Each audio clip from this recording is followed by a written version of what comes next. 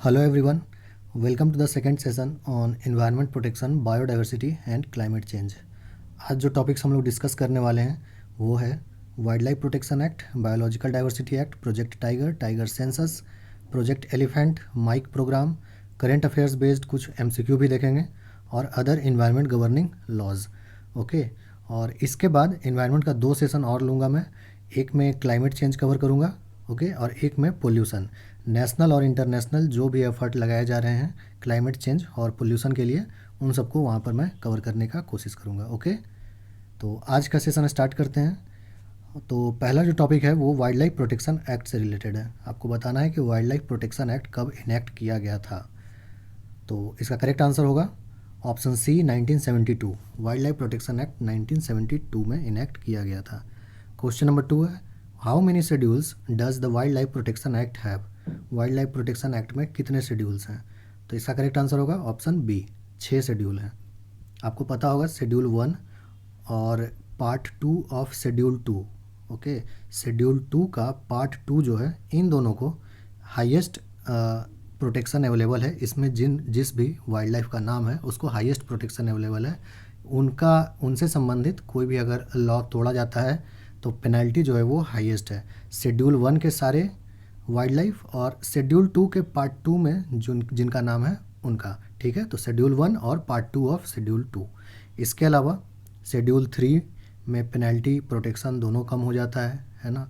और शेड्यूल 4 थोड़ा और नीचे वाला शेड्यूल है जिसमें कि प्रोटेक्शन भी उतना स्ट्रिक्ट नहीं है, ना ही पेनल्टी उतना स्ट्रिक्ट है।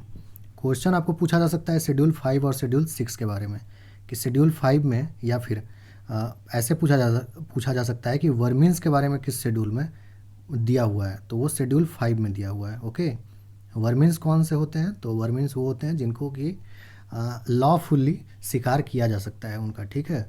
तो उसको वर्मीन्स बोलते हैं। कई सारे जो वाइल्ड लाइफ जो भी जानवर वगैरह होते हैं उनको कई बार शेड्यूल 5 में कुछ टाइम के लिए डाला जाता है ताकि उनका हंटिंग किया जा सके।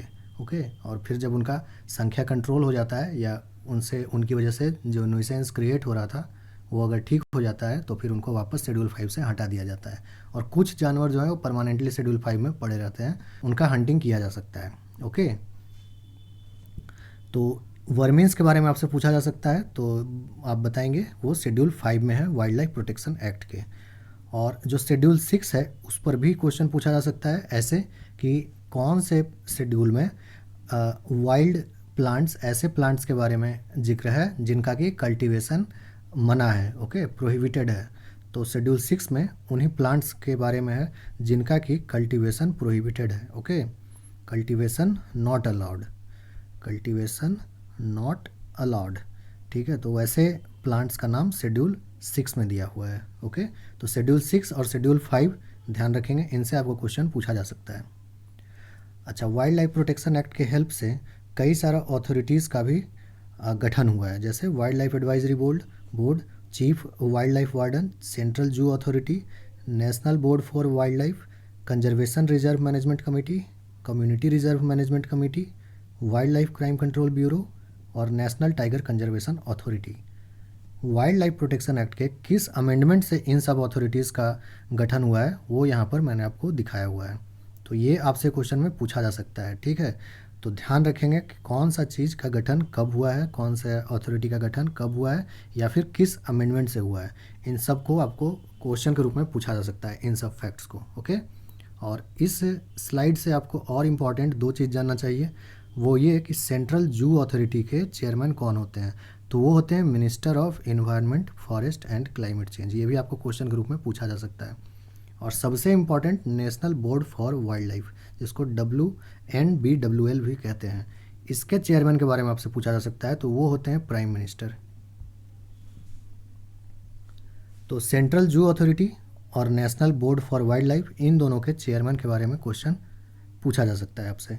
तो ध्यान रखिएगा कि सेंट्रल जू अथॉरिटी के minister of environment, forest and climate change और national board for wildlife के प्राइम मिनिस्टर। ओके, अब जितने भी आप national parks, wildlife sanctuary, conservation reserve, community reserve, marine protected area, इन सब के बारे में सुनते हैं, इन सब को जो नोटिफाई किया जाता है कि फ़लाना एरिया अब प्रोटेक्टेड एरिया हो गया है, नेशनल पार्क हो गया है, वाइल्ड लाइफ सेंचुरी हो गया है, ये सब वाइल्ड लाइफ प्रोटेक्शन एक्ट ही इनेबल करता है गवर्नमेंट को कि आप ऐसा डिक्लेयर करें। ओके, तो इनेबलिंग प्रोविजंस जो हैं वो वाइल्ड लाइफ प्रोटेक्शन एक्ट में दिए हुए हैं। उन्हीं के हेल्प से national park, wild life sanctuary और बाकी सब चीज़ का नोटिफिकेशन निकाला जाता है कि ये एरिया अब प्रोटेक्टेड हो गया है। ओके, तो जितने भी नेशनल पार्क्स वगैरह हैं सबको याद रखना संभव नहीं है, ये सब सैकड़ों हैं wild life sanctuary, national park. तो एटलीस्ट करंट अफेयर्स जो आप फॉलो कर रहे हैं उन करंट अफेयर्स में जो भी लास्ट 1 ईयर में न्यूज़ में रहा है, जो भी वाइल्ड लाइफ सेंचुरी या नेशनल पार्क, ओके, या मरीन प्रोटेक्टेड एरिया वटेवर, तो उनका आप विशेष लिस्ट बना कर रखिएगा, या फिर बना कर नहीं भी तो भी करंट अफेयर्स जब पढ़ते हैं तो उनको ध्यान में रखिएगा। ओके, क्योंकि ज़्यादा संभव है कि सवाल वहीं से पूछा जाएगा। ओके, और कुछ जो नेशनल पार्क और वाइल्ड लाइफ सेंचुरीज़ हैं जैसे कि नॉर्थ ईस्ट वाले, अंडमान एंड निकोबार आइलैंड्स वाले, ये सब जो है फेवरेट होता है, ठीक है, पब्लिक सर्विस कमीशन का। तो ये सब में जो भी नेशनल पार्क है या वाइल्ड लाइफ सेंचुरी वगैरह है तो उनको कम से कम आप एक बार ज़रूर याद कर लीजिएगा। ओके, ताकि आपको सुविधा होगा एटलीस्ट एलिमिनेट करने में ऑप्शन। ठीक है, तो कुछ एरिया का आप याद कर सकते हैं, जैसे आइलैंड्स में कौन सा नेशनल पार्क वगैरह है और नॉर्थ ईस्टर्न इंडिया में कौन कौन सा है। ठीक है, जम्मू कश्मीर वगैरह का भी ध्यान रखिएगा, जम्मू कश्मीर काफ़ी न्यूज़ में रहता है आजकल, तो जम्मू कश्मीर में भी कौन कौन सा है वो भी। तो इस तरह से अगर आप कुछ हद तक याद कर लेते हैं 15-20 नाम भी, तो आपको काफ़ी सुविधा हो जाएगा।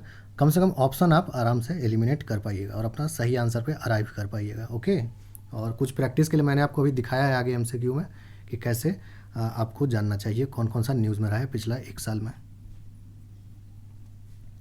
ओके, अब बायोलॉजिकल डाइवर्सिटी एक्ट के बारे में देखते हैं। तो पहला क्वेश्चन है कि बायोलॉजिकल डाइवर्सिटी एक्ट कब इनेक्ट किया गया था।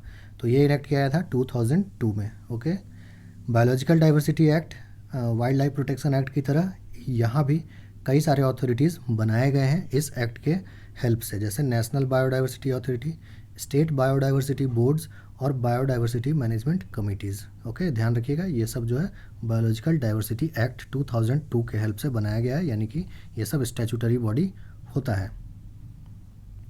क्वेश्चन नंबर 4 देखते हैं, when was project tiger launched. Project tiger कब लॉन्च किया गया था।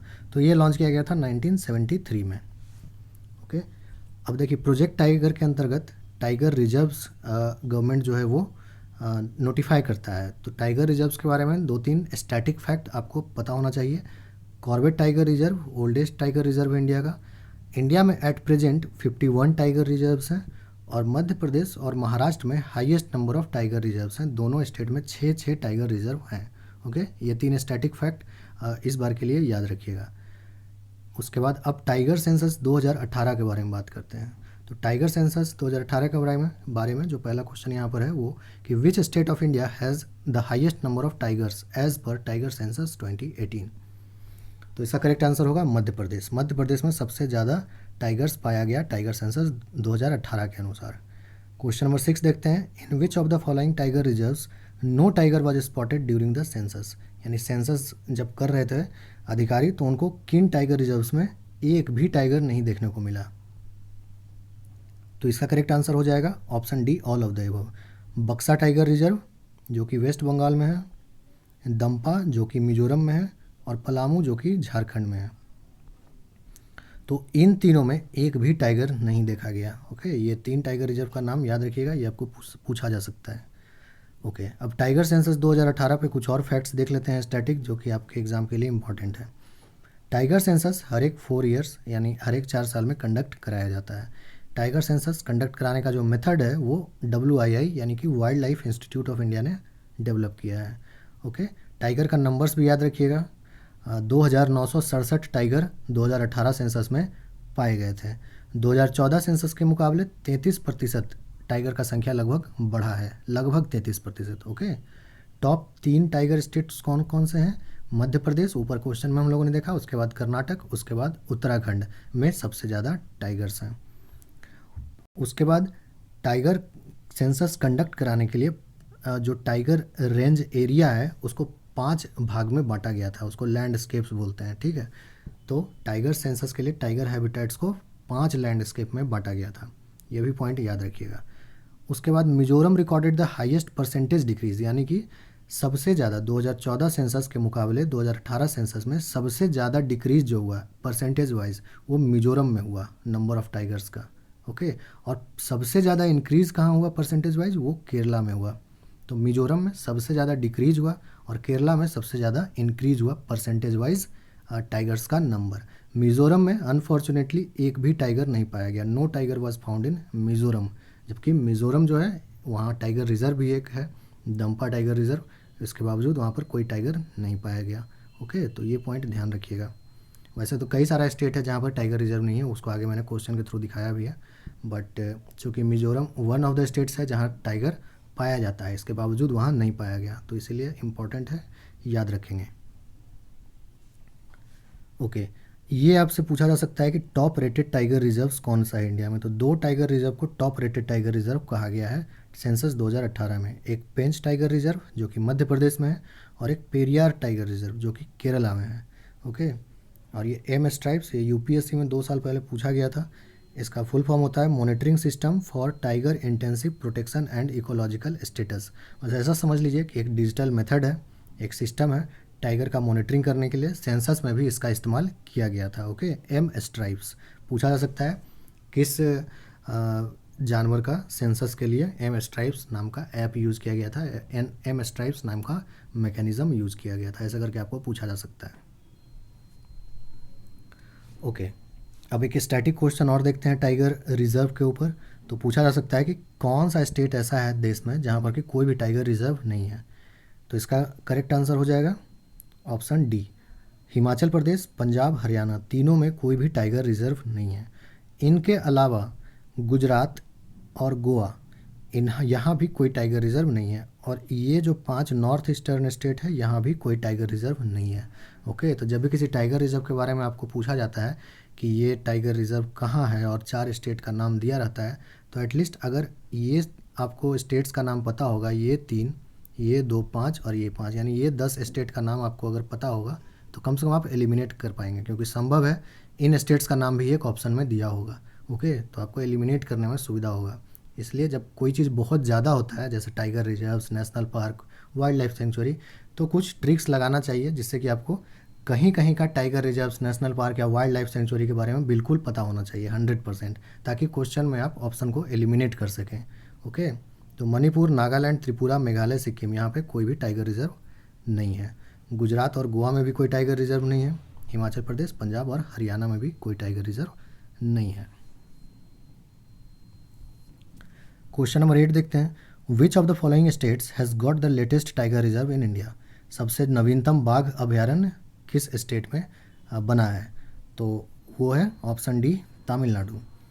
और टाइगर रिजर्व का नाम क्या है, मेघमलाई श्री विल्लीपुथूर। ओके, मेघमलाई श्री विल्लीपुथूर। ओके, तो ये जो है सबसे 51st टाइगर रिजर्व है, मतलब सबसे नया टाइगर रिजर्व यही है। चलिए आगे देखते हैं क्वेश्चन नंबर 9। अब प्रोजेक्ट एलिफेंट पे आते हैं टाइगर के बाद। तो प्रोजेक्ट एलिफेंट कब लॉन्च हुआ था, ऑप्शन सी सही होगा, 1992 में। ओके, स्टैटिक फैक्ट्स जो प्रोजेक्ट एलिफेंट पे आपको पता होना चाहिए कि भारत में 32 एलिफेंट रिजर्व्स हैं, और हमारे झारखंड का सिंघूम एलिफेंट रिजर्व जो है पहला एलिफेंट रिजर्व है भारत में घोषित होने वाला। ओके, क्वेश्चन नंबर 10 देखते हैं। माइक प्रोग्राम किस एनिमल से संबंधित है। तो ये संबंधित है एलिफेंट से, हाथी से। ओके, तो माइक का फुल फॉर्म होता है monitoring of illegal killing of elephants. ये साइट्स का इनिशिएटिव है, साइट्स जो हम लोग पिछले वीडियो में देखे थे, और इसको जो है 10 एलिफेंट रिजर्व में इम्प्लीमेंट किया जा रहा है माइक प्रोग्राम को। टोटल 32 एलिफेंट रिजर्व्स हैं, इसमें से 10 में इसको इम्प्लीमेंट किया जा रहा है माइक प्रोग्राम को। ओके, अब देखिए कुछ वाइल्ड लाइफ सेंचुरी और टाइगर रिजर्व वगैरह के बारे में बात करते हैं जो कि करंट अफेयर्स में था। तो पहला क्वेश्चन है, Kanhargaon wildlife century कहाँ है। तो इसका करेक्ट आंसर होगा ऑप्शन बी, महाराष्ट्र में है। ओके, महाराष्ट्र का ये 50वां वाइल्ड लाइफ सेंचुरी है, मतलब इसलिए ये काफ़ी न्यूज़ में था। महाराष्ट्र में आप सोच सकते हैं 50 वाइल्ड लाइफ सेंचुरी है, तो इसीलिए 50वां ये है Kanhargaon wildlife sanctuary. Question number 12 देखते हैं। Where is Dehing Patkai wildlife sanctuary located. तो Dehing Patkai wildlife sanctuary Assam में है। ओके, ये भी न्यूज़ में था क्योंकि इसको नेशनल पार्क बनाने का डिसीजन लिया है वहाँ की सरकार ने। ओके, क्वेश्चन नंबर 13 देखते हैं। Where is Nagi Nagti bird sanctuary located. तो ये बिल्कुल अपने पड़ोसी राज्य में ही है, बिहार में, और यहाँ पे कलरव नाम का एक बर्ड फेस्टिवल ऑर्गेनाइज किया गया था पिछले साल, इसीलिए ये न्यूज़ में था। ओके, तो नागी नागटी बर्ड सेंचुरी ये कहाँ है? बिहार में है। क्वेश्चन नंबर 14 देखते हैं। Which tiger reserve won the international T/2 award for doubling the number of tigers? Current affairs में भी आप लोगों ने पढ़ा होगा इसको, कि टाइगर्स का संख्या को डबल करने के लिए T/2 अवार्ड किस टाइगर रिजर्व को मिला है? तो इसका करेक्ट आंसर होगा option C, Pilibhit tiger reserve. Pilibhit tiger reserve कहाँ है? उत्तर प्रदेश में है। ओके, पलामू झारखंड में है, नागरहोल और बांदीपुर ये दोनों कर्नाटक में है। ठीक है। क्वेश्चन नंबर 15 देखते हैं। Which state government has proposed a new protected area Raimona national park? तो रायमोना नेशनल पार्क कहाँ आने वाला है? ये आने वाला है अगेन असम में ही। ओके, तो असम से संबंधित दो करंट अफेयर्स इंपॉर्टेंट है, ध्यान रखिएगा दोनों। ओके, एक Dehing Patkai wildlife sanctuary और एक Raimona national park. Question number 16 देखते हैं। Where is Rajaji national park situated? ये भी काफ़ी इशू रहा था, मुद्दा बना था। यहाँ पर वहाँ के लोकल लोग और प्रशासन के बीच झड़प हुआ था, जिसकी वजह से न्यूज़ में था ये, है ना। तो ये उत्तराखंड में है। और राजाजी नेशनल पार्क किन के नाम पर है? आप लोगों को पता है, ये है श्री राजा गोपालाचारी जी के नाम पर। ओके, उन्हीं के नाम पे ये नेशनल पार्क है। ओके, तो यहीं से लिया गया है राजाजी नेशनल पार्क। ओके, अब इन्वायरमेंटल गवर्नेंस के ऊपर कुछ लॉज के बारे में हम लोग देखेंगे। तो पहले देख लेते हैं कॉन्स्टिट्यूशन में क्या प्रोविज़न है। तो which of the following articles of Indian constitution deals with the protection of environment? तो इसका करेक्ट आंसर होगा option D, both B and C. Article 48A DPSP, article 51A fundamental duty, दोनों में ही provision है आपके environment protection को लेकर के। अच्छा, भारत में इन्वायरमेंटल गवर्नेंस के ऊपर कैसे कैसे इंस्टीट्यूशंस का स्थापना हुआ, ये उसके ऊपर है। ठीक है, तो इसको ध्यान रखेंगे। तो पहला UN conference on human environment Stockholm, ये कब हुआ था? ये हुआ था 1972 में। ओके, नेक्स्ट है national council for environment policy and planning, ये भारत सरकार ने बनाया था अगेन 1972 में ही। ओके, इसी से इन्फ्लुएंस होकर UN conference on human environment जो हुआ 1972 में, इन्फ्लुएंस होकर सरकार ने national council for environment policy and planning बनाया 1972 में। ओके, ये जो national council for environment policy and planning था, ये department of science and technology में के अंतर्गत इसको बनाया गया था, और इसी को कन्वर्ट किया गया ministry of environment and forests में। ठीक है, ये किया गया 1985 में। फिर ministry of environment and forest का नाम चेंज किया गया ministry of environment forest and climate change, ये किया गया 2015 में। ठीक है, 2006 ऑप्शन का कोई भी नहीं था इसमें। तो ध्यान रखेंगे, UN conference on human environment Stockholm में 1972 में हुआ था।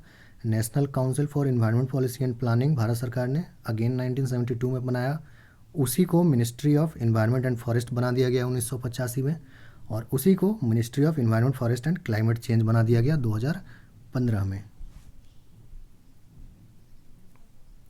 ओके, ये कुछ इंपॉर्टेंट एक्ट्स है। डीप में तो कभी कोई क्वेश्चन नहीं पूछा जाता है, बट एटलीस्ट कब बना है एक्ट वो आपको पता होना चाहिए। ओके, तो यहाँ पर 4 ऑप्शन है, अगर आप अटेम्प्ट करना चाहते हैं वीडियो पॉज करके पहले देख लीजिएगा, मैं आपको यहाँ पर बता देता हूँ।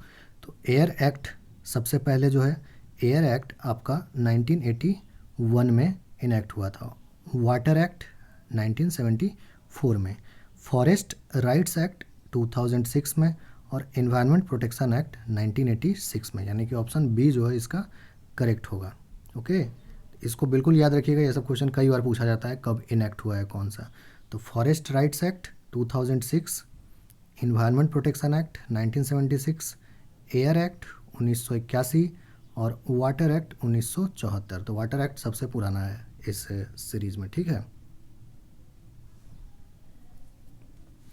ओके, तो इन्वायरमेंट प्रोटेक्शन एक्ट 1986 जो है, इसका भी यूज किया जाता है काफ़ी सारा नोटिफिकेशंस निकालने में इन्वायरमेंट प्रोटेक्शन को लेकर के, जैसे कि GM क्रॉप्स यानी जेनेटिकली मॉडिफाइड क्रॉप्स जो होते हैं, उनका भी रेगुलेशन इन्वायरमेंट प्रोटेक्शन एक्ट के थ्रू होता है ना। जैसे कहते हैं ना कि किसी भी GM क्रॉप को बिना GEAC के अप्रूवल के, ठीक है, जेनेटिक इंजीनियरिंग अप्रूवल कमेटी, बिना इसके अप्रूवल के यूज़ में नहीं लाया जा सकता है। तो ये सब जो है इन्वायरमेंट प्रोटेक्शन एक्ट के तहत ही ये सब प्रोविजंस लाया गया है, ठीक है। ये फिर कोस्टल रेगुलेशन जोन का जो नोटिफिकेशन निकाला जाता है जो 2018 में आया था, IPZ नोटिफिकेशन 2019 में आया था। ये सब जो है इसका IPZ का मतलब हुआ आइलैंड प्रोटेक्शन जोन।